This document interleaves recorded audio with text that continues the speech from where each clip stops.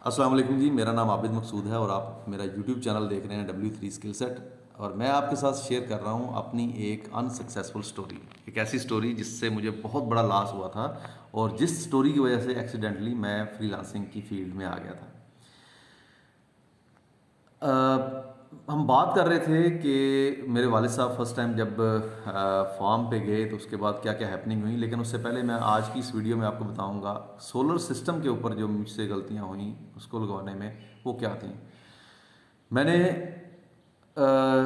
शबीर ने मुझसे बात की, उसने कहा कि उसके पास कोई शाह जी हैं, वो बहुत अच्छे एक्सपर्ट हैं इस फील्ड के और आप उनको ले जाएं और उनसे आप ये सोलर सिस्टम अपना लगवा सकते हैं और वो आपको बहुत ज़्यादा जो है वो इसमें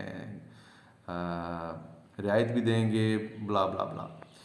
अब यहाँ पे मुझे लालच मार गया, मैंने किसी और से इसका कोई फर्दर आइडिया नहीं लिया। उस शाह से मेरी मुलाकात हुई, वो मेरे घर पे आया, मैंने उसको चाय पानी पिलाई, उसको जो मुझसे हो सकता था मैंने उसकी खिदमत की। उसने मुझे एक बिज़नेस प्लान बना के दिया और उसने मुझे कुछ ऐसे झूठे ख्वाब दिखाए जो कि जिनका रियलिटी से कोई चक्कर नहीं था। जैसे फॉर एग्जांपल उसने कहा कि गवर्नमेंट ऑफ पाकिस्तान इसके ऊपर सब्सिडी देने जा रही है, तो मैं आपको ये सारे के सारे पैसे सब्सिडी में दिला दूंगा।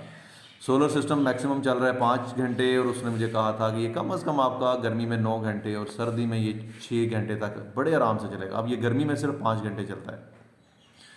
उस बंदे को बिल्कुल भी आइडिया नहीं था कि ये जो सिस्टम है इसको कैसे, उसने किसी को देखा था या वो भी यूट्यूब से सीखा हुआ बंदा था।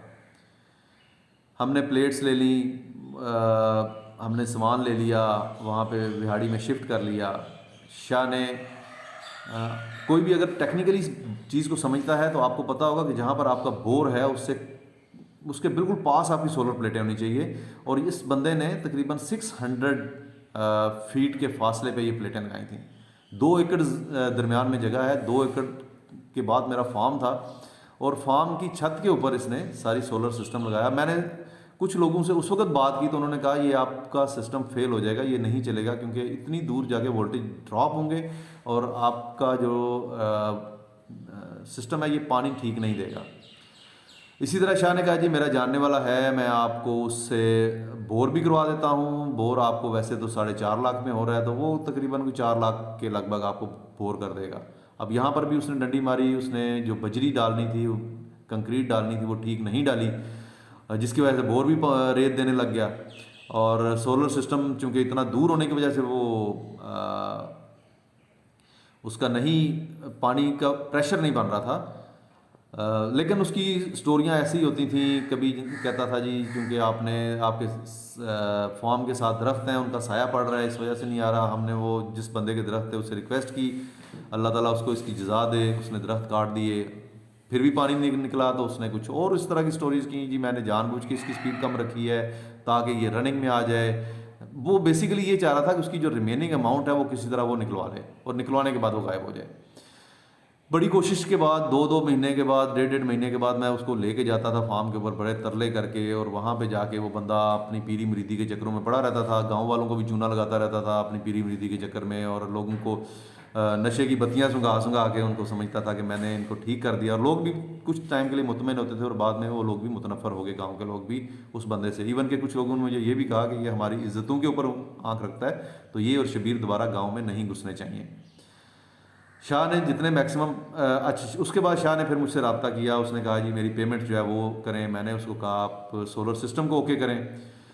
मीनवाइल मैंने अपने भाई को इसमें इन्वॉल्व किया। मैं और मेरा भाई हम दोनों इमामिया कॉलोनी में इस बंदे को मिलने गए। इस बंदे ने कभी भी अपनी लोकेशन नहीं बताई थी और ना ही मैंने इतना तरद्दुद किया था। मैं उसकी बातों में इतना ज़्यादा आ गया था कि वो बहुत ज़्यादा अल्लाह तौबा करता था, अपने आप को बहुत ज़्यादा पहुंचा हुआ बुजुर्ग बताता था।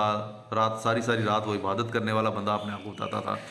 और मेरा एक्सपीरियंस उसके बाद ये हुआ है कि जो बंदा अपने दीन का ज़्यादा शो ऑफ करे, समझें कि वो बंदा बहुत बड़ा फ्रॉडिया, वो दीन को बेचने की कोशिश कर रहा है। और यही केस था कि ये अच्छा, इसने किसी और लोगों के साथ भी ये काम किया हुआ था मियाँ वाली में, वो लोग भी इसके पीछे थे और मैं भी था।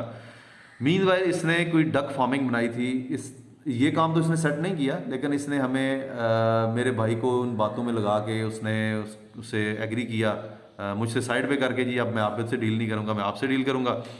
और डक फार्मिंग के चक्कर में लगा दिया, चक्की शक्की लगाएं जी, चक्की से भी जो है वो काम चलेगा।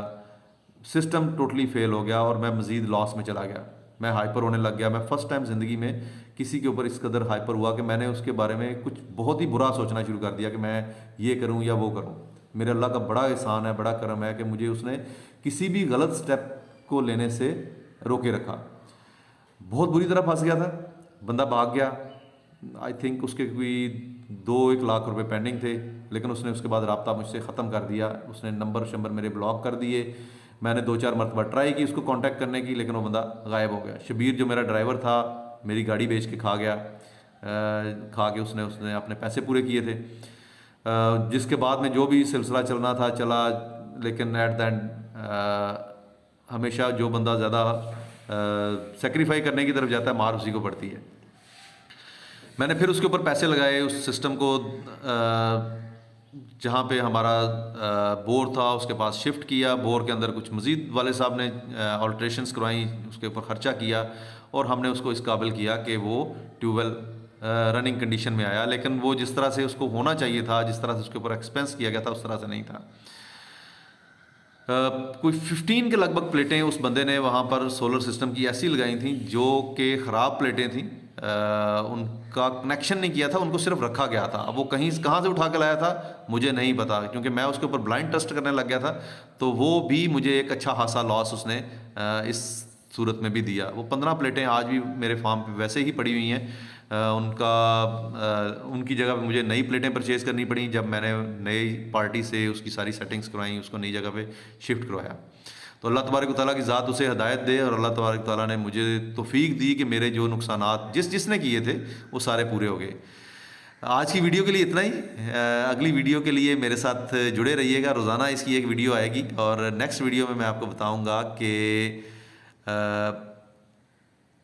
जो दूसरा पार्ट था, यानी कि जो मैं पेमेंट करता जा रहा था, वहाँ पे मेरे साथ क्या नुकसानात हुए और मेरी वहाँ पे क्या गलती थी।